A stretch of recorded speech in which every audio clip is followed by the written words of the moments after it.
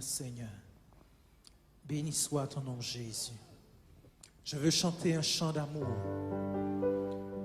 pour mon Sauveur, pour toi, Jésus, le divin berger, mon Rédempteur. Alléluia. Toi qui m'as racheté, qui m'as relevé. Alléluia. Je veux chanter un chant d'amour pour mon Sauveur, pour toi, Jésus. Merci pour ce que tu as fait. Tu es si précieux, Jésus, mon Sauveur. Je suis heureux, tu m'as donné ton nom. Je ne veux pas être ailleurs que dans tes bras d'amour, dans tes bras, tout près de toi, tout près de toi, contre ton cœur, dans tes bras d'amour. Je veux chanter, alléluia. Je veux chanter un chant d'amour pour mon Sauveur, pour toi, Jésus. Roi des rois, Seigneur des seigneurs, agneau de Dieu. Merci pour ce que tu as fait. Merci pour la croix, Seigneur. Tu es si précieux, Jésus. Mon sauveur, Je veux te chanter ma joie, Jésus. Je suis heureux. Je suis heureux. Tu m'as donné ton nom. Je ne veux pas être ailleurs dans tes bras,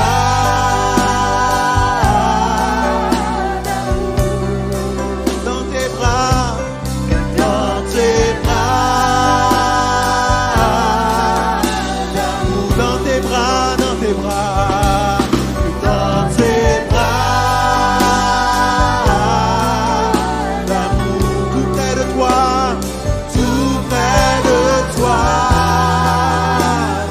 contre ton cœur, dans tes bras d'amour. Je veux chanter, je veux chanter un chant pour mon Sauveur, pour mon Sauveur, pour toi, Jésus. pour toi Jésus. Oh yeah, merci pour ce que tu as fait. Yeah, tu es si précieux. Oh, Jésus, mon Sauveur. Je suis heureux, tu m'as donné ton nom. Je ne veux pas être ailleurs dans tes bras d'amour, dans tes bras, dans tes bras d'amour, dans tes bras, dans tes bras, dans tes bras d'amour, dans tes bras, tout près de toi, tout près de toi, tout près de toi, contre ton cœur, tout près de toi, tout près de toi, contre ton cœur, tout près de toi, tout près de toi.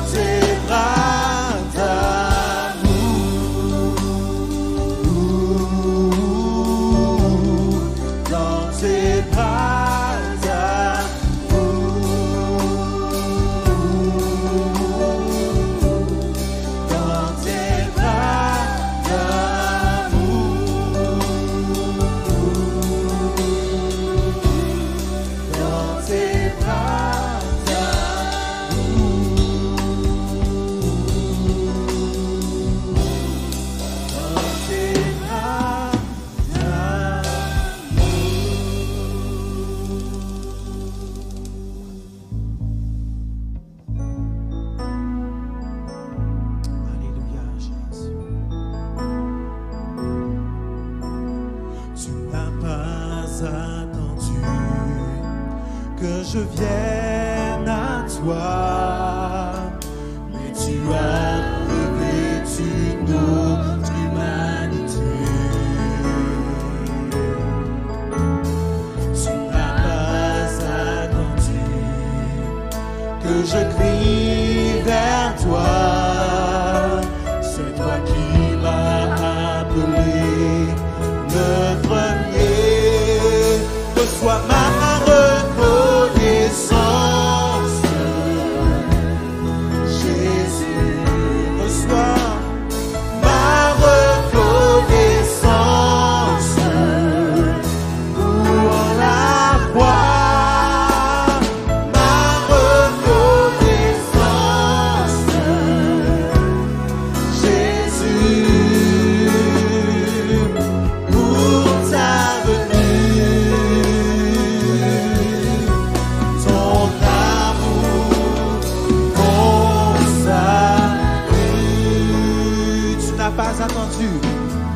Tu n'as pas attendu que je vienne à toi, mais tu as revêtu notre humanité. Tu n'as pas attendu. Tu n'as pas attendu que je crie vers toi. Alléluia. C'est toi qui m'as appelé le premier. Reçois ma reconnaissance. Jésus, ma reconnaissance pour la croix. Alléluia, ma reconnaissance. Oui, Jésus, pour ta venue. Ton amour, ton salut.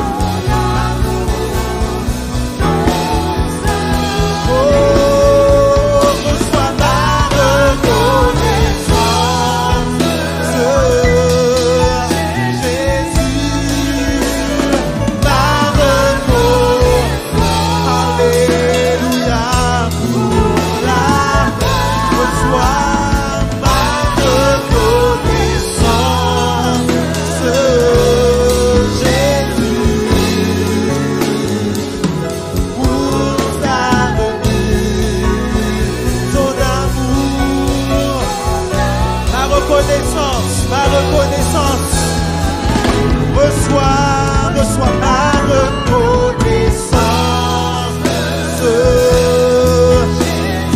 Reçois ma reconnaissance pour la croix. Reçois ma reconnaissance, Jésus, pour ta venue.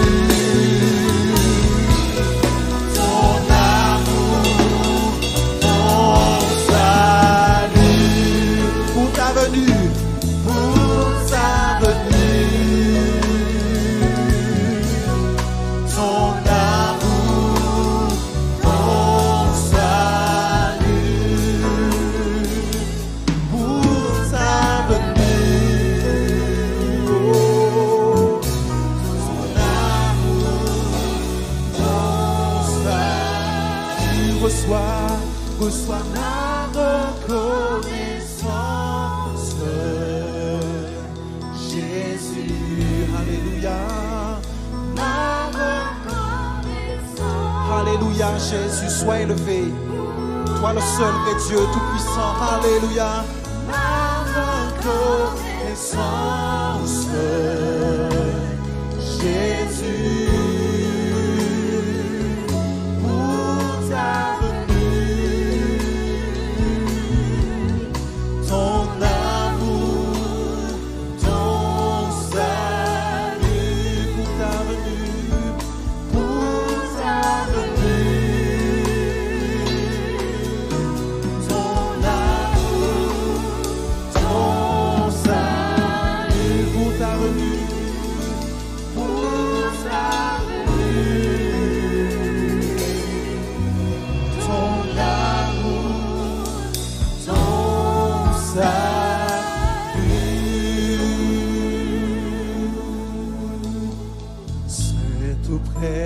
de Dieu que je veux me tenir.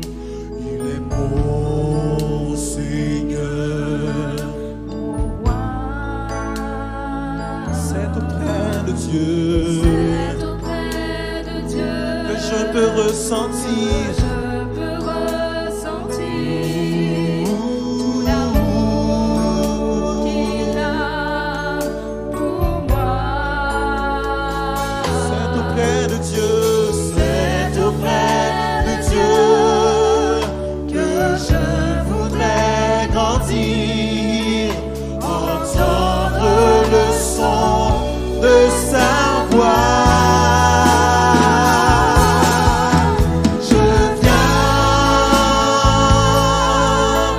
Je viens devant le trône, par ta grâce je te tiens, en ta présence je l'ai.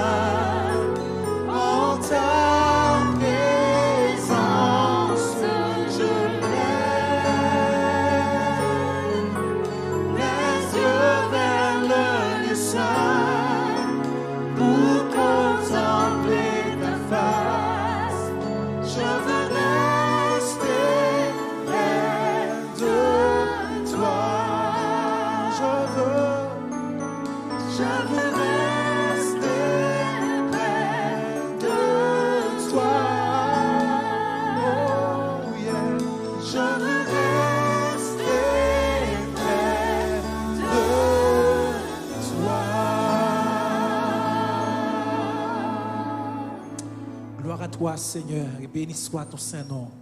Nous bénissons, peuple de Dieu. Nous prions vraiment que sa grâce envers vous soit encore multipliée. Que son nom soit loué et béni. Alléluia. Amen.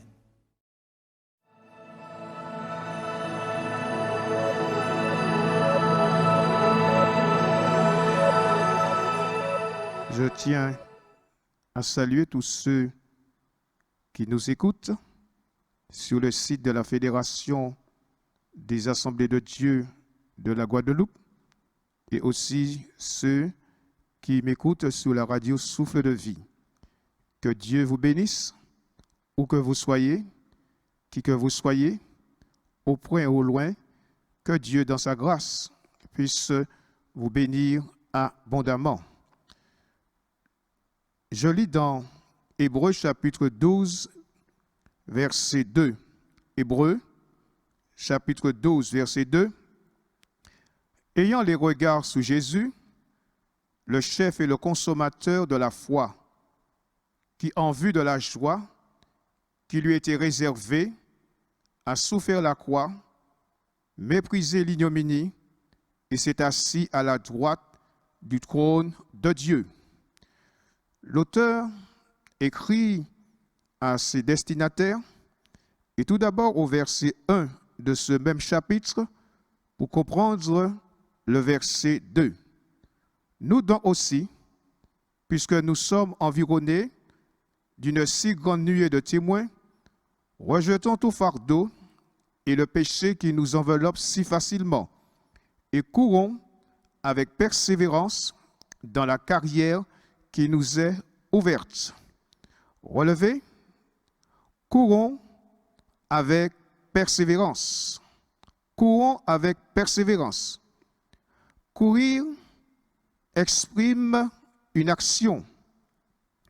Courir, ce n'est pas marcher. Courons avec persévérance. La vie chrétienne est une course. Et l'apôtre Paul dit dans 1 Corinthiens, chapitre 9, verset 24, « Ne savez-vous pas que ceux qui courent dans le stade courent tous, mais qu'un seul remporte le prix? Courez de manière à le remporter. » Un athlète, il se prépare. Il y a une discipline. Il court dans le but de remporter une médaille. Un athlète, quand il court, il ne pense pas arriver deuxième, mais arriver toujours le premier, puisque l'apôtre écrit, « Mais qu'un seul remporte le prix, courez de manière à le remporter. » Non seulement l'auteur dit à ses destinataires, « Courons avec persévérance. » Mais qu'est-ce que la persévérance? La persévérance est une action de persévérer. Il y a de ceux qui persévèrent dans leur travail, dans leurs études, de ceux qui persévèrent dans une idée, dans une conviction. Il y a de ceux qui persévèrent aussi dans leur projet. Persévérer, c'est quoi? C'est tenir bon. Persévérer aussi, il est question de l'endurance. Alors, la vie chrétienne aussi, nous devons, en tant que croyants, nous devons persévérer. Jésus n'a-t-il pas dit, celui qui persévérera jusqu'à la fin sera sauvé? Persévérer avec l'aide de Dieu, avec sa grâce, mais aussi avec sa puissance. Puisque Paul pouvait dire, il court, non battant en l'air, parce que son but, son objectif, c'était d'arriver jusqu'à la fin.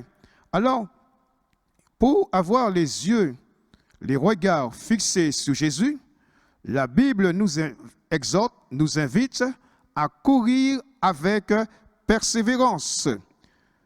Pour persévérer, nous avons besoin de quelqu'un qui puisse nous aider. Et la personne qui est capable de nous aider dans les difficultés, dans les aléas, dans les vicissitudes de la vie, eh bien, c'est le Dieu de la persévérance. Puisqu'il est dit dans Romains, chapitre 15, verset 5, Romains, chapitre 15, verset 5, que le Dieu de la persévérance et de la consolation vous donne d'avoir les mêmes sentiments les uns envers les autres selon Jésus-Christ. Béni soit Dieu parce qu'il est le Dieu de la persévérance. Autre version, il est dit le Dieu de la patience et de la consolation. C'est Dieu qui permet à ce que nous puissions persévérer. Et quand le Dieu de la persévérance est avec nous, il nous permet de traverser les aléas, les vicissitudes de la vie, puisque c'est formidable d'avoir avec soi le Dieu de la persévérance. Alors, pour avoir les yeux, les regards sur le Christ Jésus, il faut d'abord courir avec persévérance. L'auteur dit, ayant les regards sur Jésus. Autre version, les yeux fixés sur Jésus. Regardons toujours à Jésus. Portons les yeux sur Jésus. Un athlète, quand il se prépare, il y a une discipline. Alors l'athlète, quand il court, il ne regarde pas à ses pieds. Quand il court, il ne regarde pas aux spectateurs. L'athlète regarde droit devant lui parce que son objectif, c'est de gagner. Son objectif, c'est d'être le premier et non le deuxième.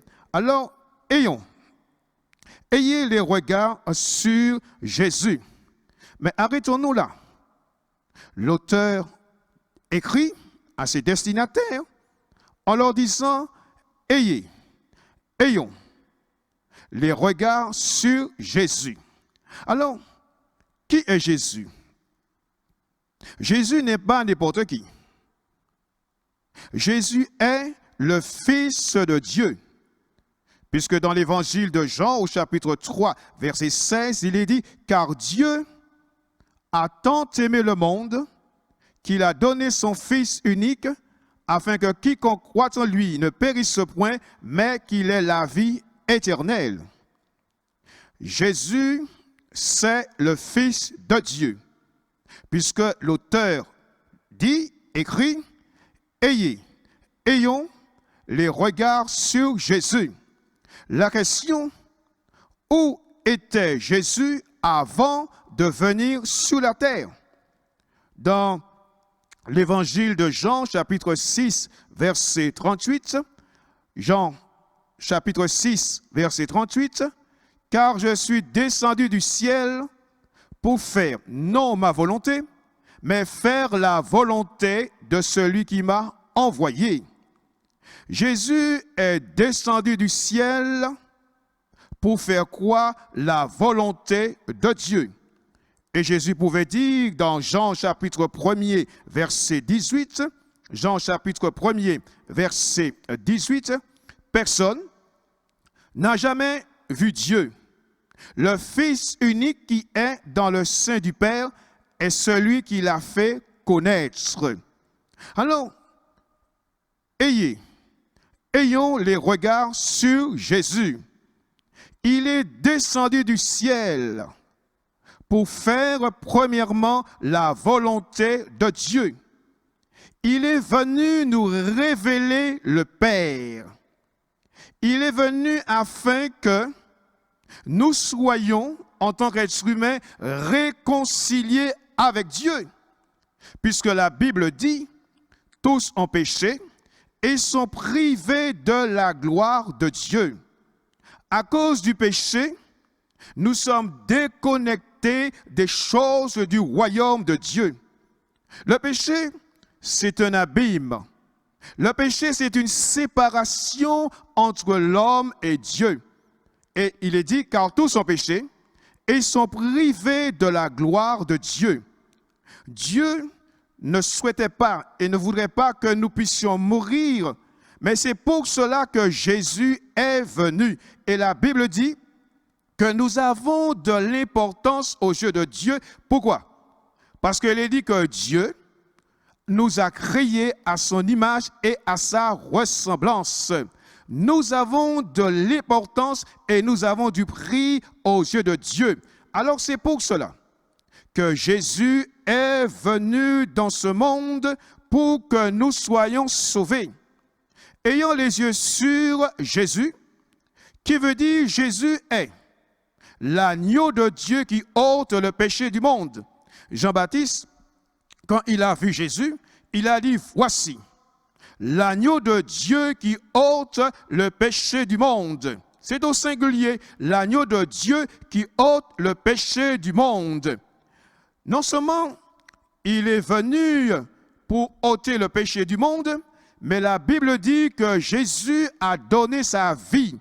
Lui pouvait dire, j'ai le pouvoir de la donner et le pouvoir de la reprendre. Alors il est descendu du ciel pour donner sa vie en sacrifice. Et l'agneau de Dieu, Dieu a pourvu pour les hommes, Dieu a pourvu pour toi. Et c'est pourquoi il est dit, ayez les regards fixés sur Jésus. Jésus non seulement a vécu sur la terre des hommes, Jésus a pu dire à des hommes, qui d'entre vous me convaincra de péché et que le prince de ce monde n'a rien en moi. Pendant son ministère, il a béni, il a guéri, il a délivré. Pendant son ministère, il a consolé, il a restauré. Et la Bible nous dit que Jésus allait de lieu en lieu. Il bénissait, il guérissait tous ceux qui étaient sous l'empire du diable. Alors, la question, qui est Jésus pour vous? Des hommes de renom sont venus dans ce monde. Des hommes de renom ont passé. Ils ont trépassé. Mais la seule personne qui est ressuscitée d'entre les morts, c'est Jésus-Christ. Non seulement Jésus est ressuscité d'entre les morts, la Bible dit qu'il est assis à la droite de la majesté de Dieu. En Jésus, nous avons le pardon de nos péchés. Et par son sang précieux, nous avons la purification de nos iniquités. Et c'est pourquoi la Bible dit, si nous confessons nos péchés, Jésus est fidèle et juste afin de nous les pardonner, mais aussi pour nous purifier de toute iniquité. Par Jésus, eh bien, l'homme est réconcilié avec Dieu. N'est-ce pas merveilleux de savoir qu'un jour, le Christ, le Fils de Dieu, le Fils unique est venu dans ce monde afin que l'être humain soit réconcilié avec son Créateur. Alors c'est pourquoi l'auteur dit, ayez les regards sur Jésus. Pourquoi devons-nous avoir les regards fixés sur Jésus? Premièrement, c'est parce que Jésus est vivant. Selon Hébreux chapitre 7, verset 25. Hébreux chapitre 7, verset 25. Jésus est vivant. Il est vivant pour toujours. C'est aussi pour cela qu'il peut sauver parfaitement ceux qui s'approchent de Dieu par lui, étant toujours vivant pour intercéder en leur faveur. Jésus est vivant. Il est toujours vivant. Parce que les liens de la mort ne pouvaient le retenir. Et dans le livre de l'Apocalypse, Jésus dit à son serviteur Jean, « J'étais mort, je suis revenu à la vie, et je vis au siècle des siècles. Je tiens la clé de la mort et du séjour des morts. » Alors, Jésus est vivant. Il est vivant, qui veut dire l'œuvre de la croix ne s'est pas arrêtée uniquement à la mort de Jésus. Jésus est présent. Il est présent où il est vivant, où il est dans le ciel. Et étant dans le ciel, il intercède en faveur de ceux qui lui font confiance, de ceux qui comptent sur lui, de ceux qui attendent sur lui. Et ayons les regards sur Jésus parce qu'il est vivant. On ne peut avoir les regards fixés sur quelqu'un qui est mort. Un cadavre ne peut rien faire. Des hommes sont morts, mais ils ne sont pas revenus à la vie. Mais Jésus est ressuscité. C'est ça la force du christianisme, puisqu'il est dit, l'évangile, c'est la puissance de Dieu pour le salut de quiconque croit. L'évangile, c'est le Christ Jésus. Alors, il est vivant au siècle des siècles. Il est vivant pour intercéder.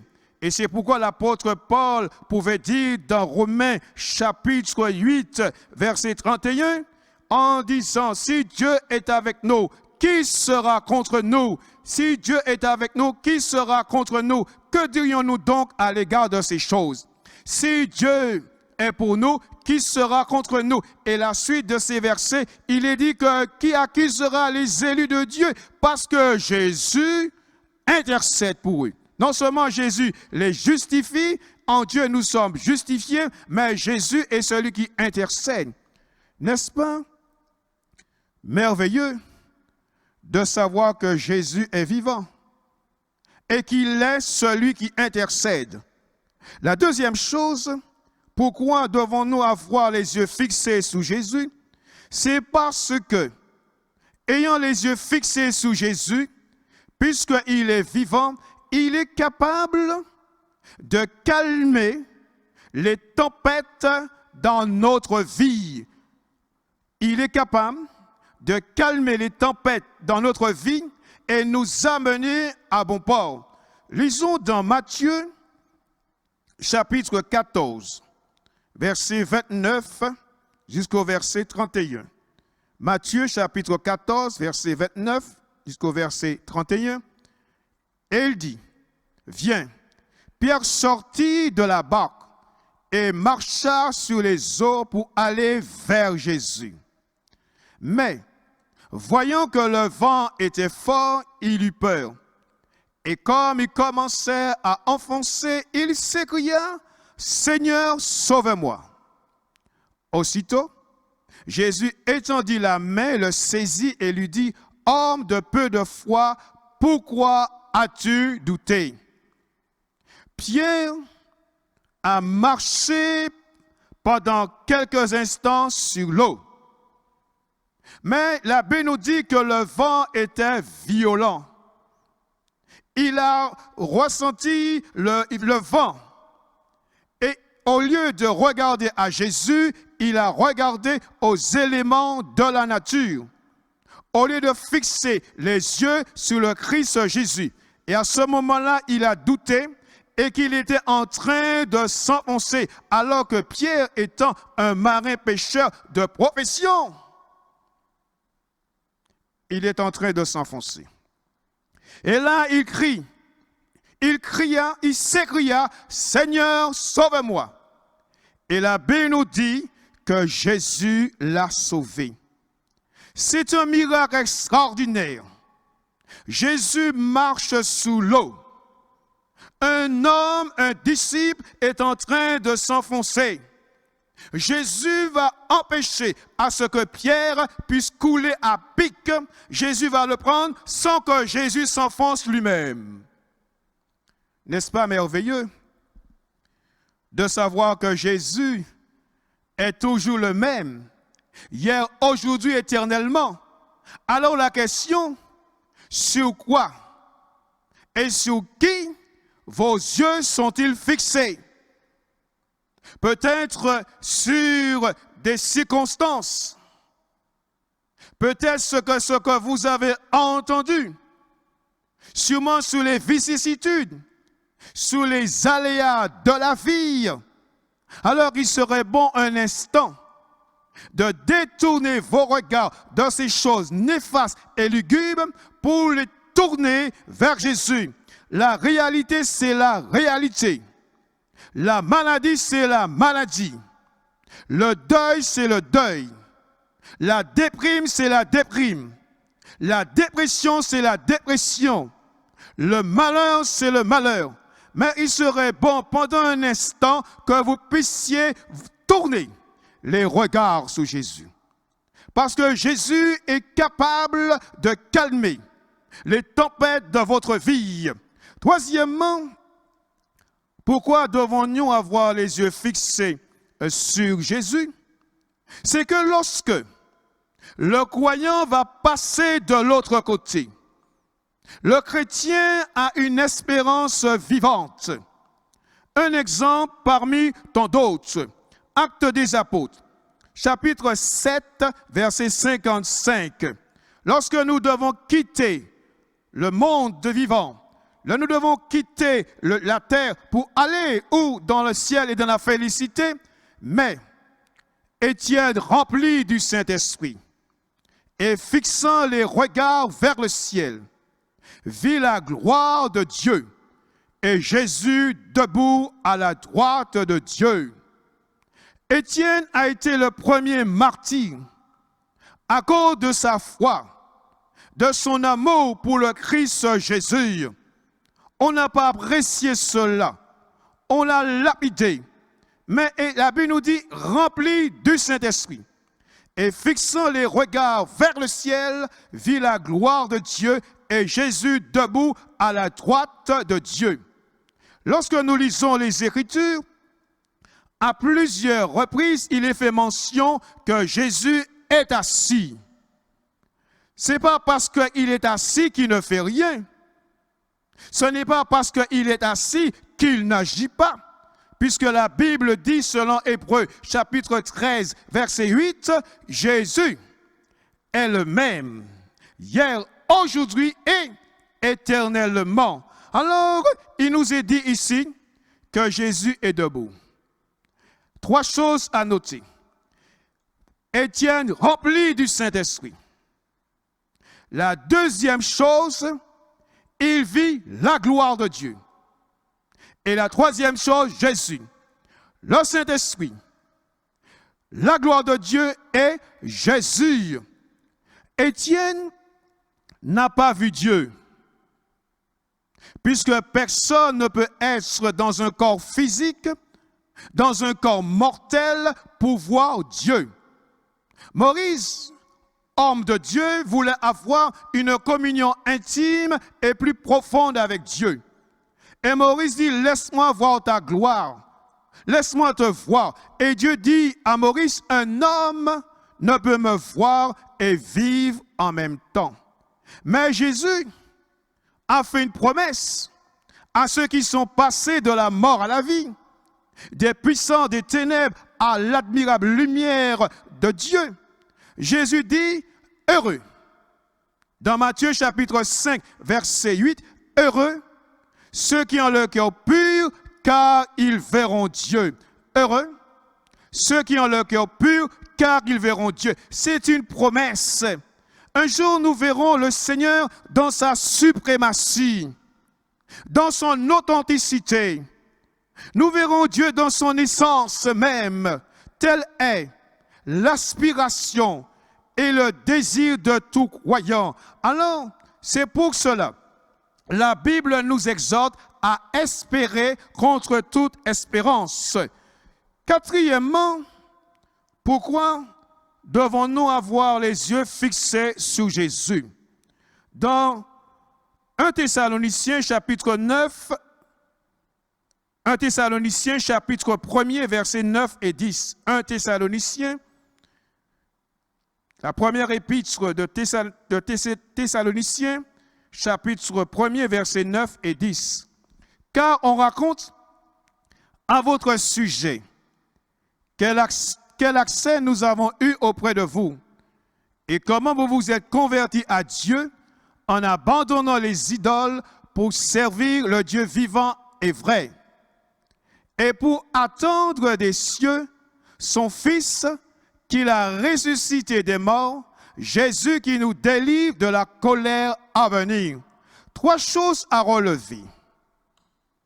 Premièrement, les Thessaloniciens se sont détournés des idoles et non pour se tourner vers une autre religion.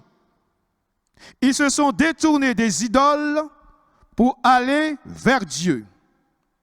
La deuxième chose, il nous est dit pour servir. Servir qui? Servir le Dieu vivant et vrai. Servir celui qui est l'unique Dieu, en qui il n'y a ni changement, ni ombre de variation. Et la troisième chose, ils attendaient quoi? Ils attendaient le retour imminent de Jésus-Christ. C'est-à-dire que toute leur attention était quoi? Concentrée sur le retour de Jésus. La Bible dit que Jésus revient et reviendra bientôt. Personne ne sait quand il reviendra.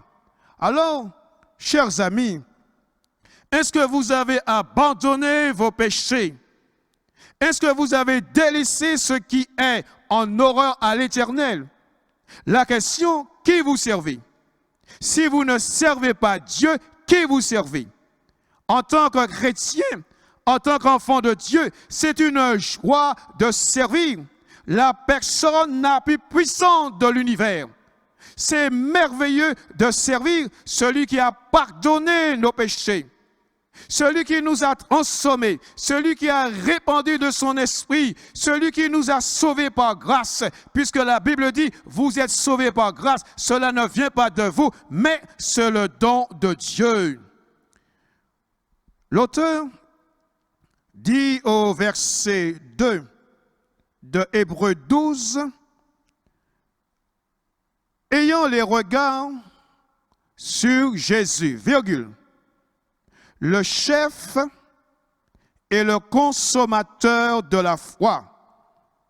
Le chef et le consommateur de la foi. Jésus est l'initiateur de la foi. Il est aussi l'objet de votre foi et de ma foi.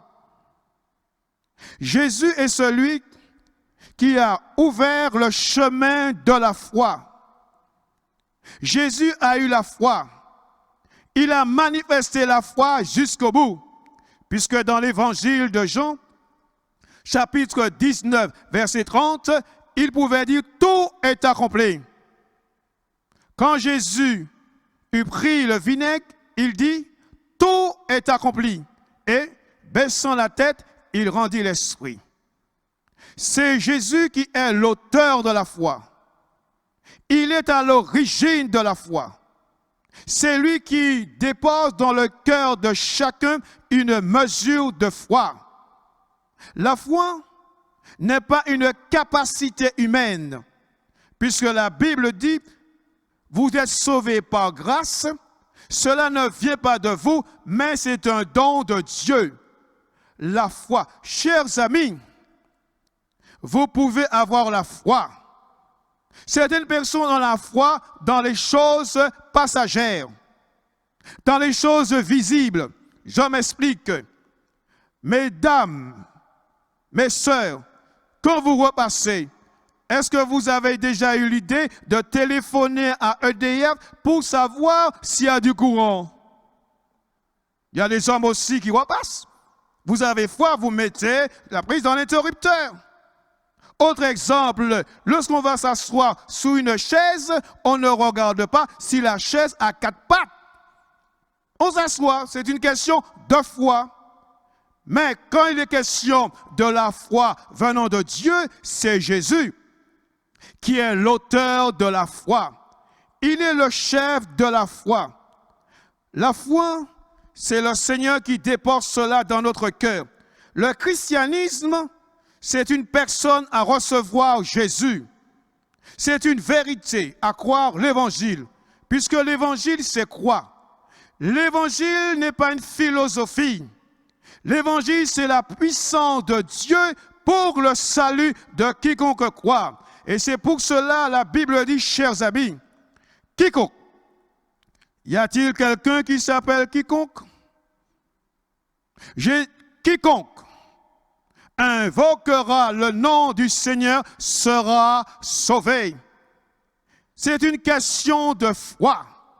Vous pouvez, là où vous êtes, mettre votre foi en action. Vous pouvez demander à Dieu de vous accorder la foi dont vous en avez besoin. Il y a de ceux qui disent, je ne vois, je crois ce que je vois. Ça veut dire qu'ils veulent voir avant de croire. La question, est-ce que vous voyez le vent? On ne voit pas le vent. Et pourtant, on sent l'effet du vent. Non seulement il y a l'effet du vent, mais il y a la puissance du vent. Alors, chers amis, il est bon de faire preuve de bon sens. C'est Jésus qui est le chef de la foi, l'initiateur de la foi. Alors pour cela, croyez à ce que la Bible dit. Croyez au Fils de Dieu. Puisqu'elle dit, celui qui croira et qui sera baptisé sera sauvé. Croyez que Jésus est le Fils de Dieu. Croyez que Jésus est au ciel et qu'il intercède. Placez votre confiance dans la personne bénie de Jésus. C'est pour cela, la Bible dit, celui qui a le Fils de Dieu a la vie. Celui qui n'a pas le Fils de Dieu n'a pas la vie. Alors, avez-vous le Fils de Dieu? Est-ce qu'il est votre sauveur? Est-il votre libérateur? En qui et en quoi placez-vous votre confiance? Il se peut que vous êtes déçus. Vous avez frappé à différentes portes, mais Jésus a dit, je suis la porte. Si quelqu'un entre par moi, il sera sauvé. Oui, il n'y a pas plus merveilleux que Jésus. Parce qu'il fait tout à merveille. Je suis la porte. Si quelqu'un entre par moi, il sera sauvé. Il entrera et il sortira et il trouvera des pâturages. Chers amis, il est écrit, c'est la bénédiction de l'Éternel qui enrichit. Et cette bénédiction n'est suivie d'aucun chagrin. Vous qui êtes ballottés, malmenés, angoissés, peut-être que vous dites, je vis l'enfer sous la terre. Il se peut que vous êtes angoissés.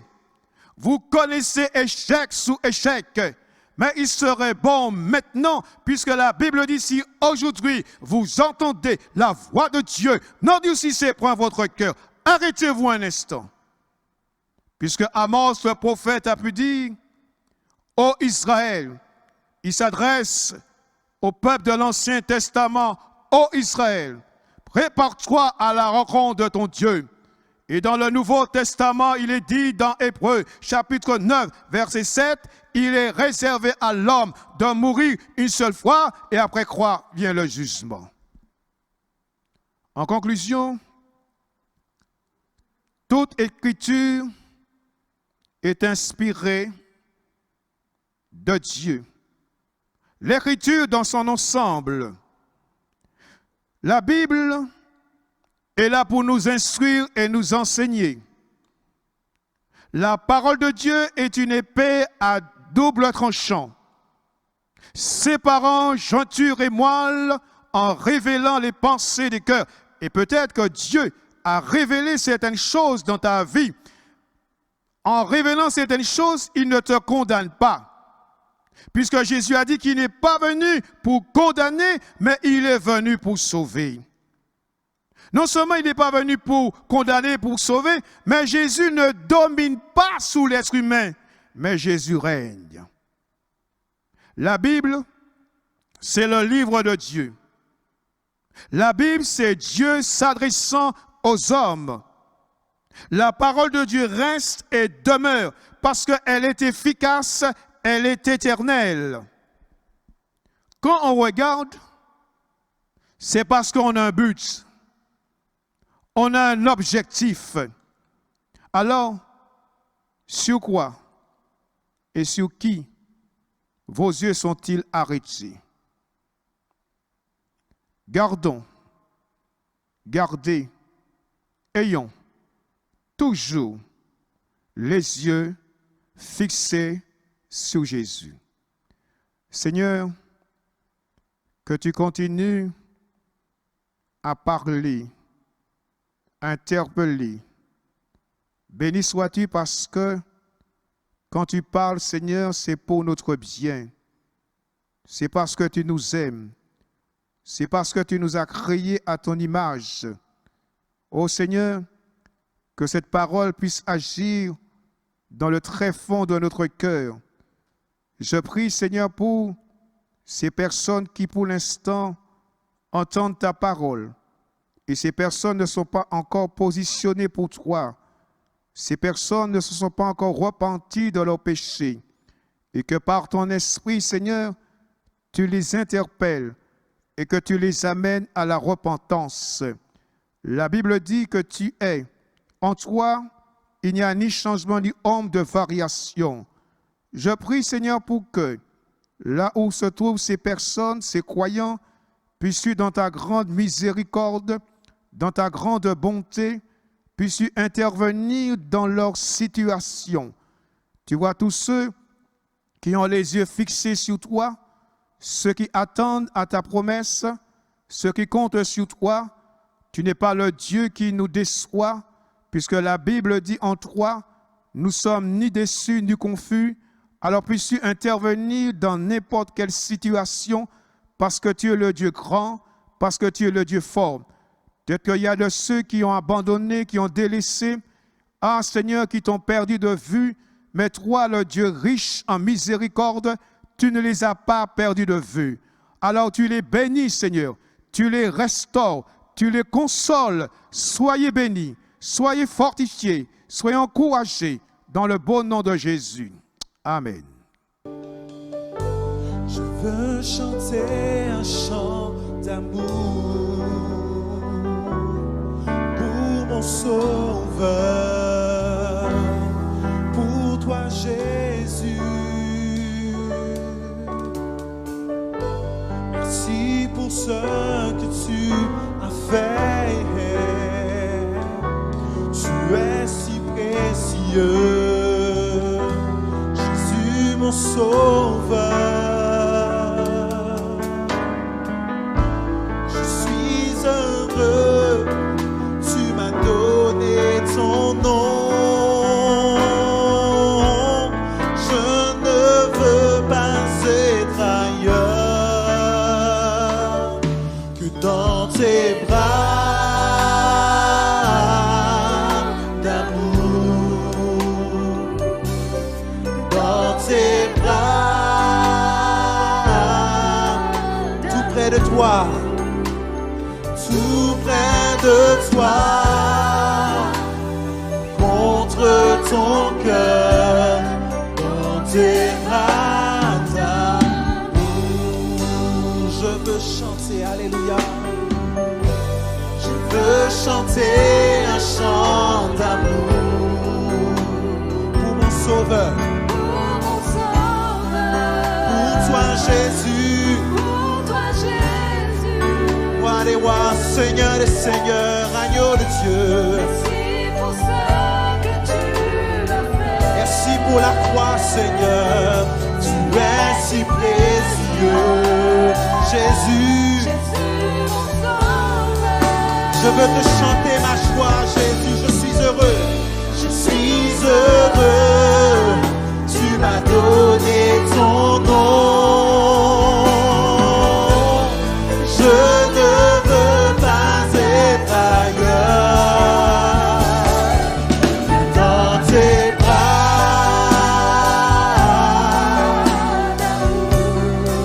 dans tes bras, dans tes bras, dans tes bras, dans tes bras, dans tes bras d'amour, tout près de toi, tout près de toi, contre ton cœur, dans tes bras d'amour.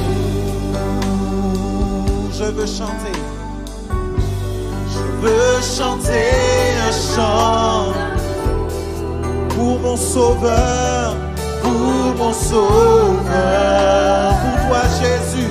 Pour toi, Jésus. Oh yeah, merci pour ce que tu m'as fait. Yeah, tu es si précieux. Oh Jésus mon sauveur. Je suis heureux, tu m'as donné ton nom. Je ne veux pas être ailleurs. Dans tes bras d'amour, dans tes bras, dans tes bras d'amour, dans tes bras, dans tes bras, dans tes bras d'amour, dans tes bras, tout près de toi, tout près de toi, tout près de toi, contre ton cœur, tu